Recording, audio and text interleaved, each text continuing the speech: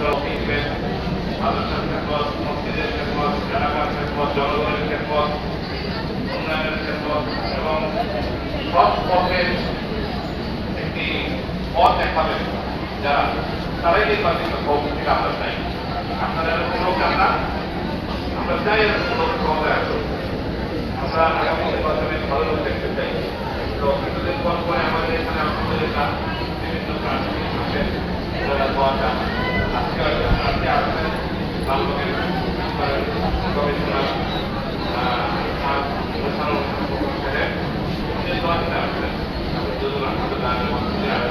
দোয়া নেওয়ার জন্য আমরা ওনার জন্য দোয়া করবো। ওনার নেক এবং পাশের আছে, নেক ইচ্ছা আছে, আমরা সব নেক ইচ্ছা কবুল করবো এবং জনগণের ক্ষেত্রে আগেও ছিলেন, জনগণের ক্ষেত্র করতেন। আমরা যেন আল্লাহ তাআলা ওনাকে জনগণের ক্ষেত্র করার তৌফিক দান করেন।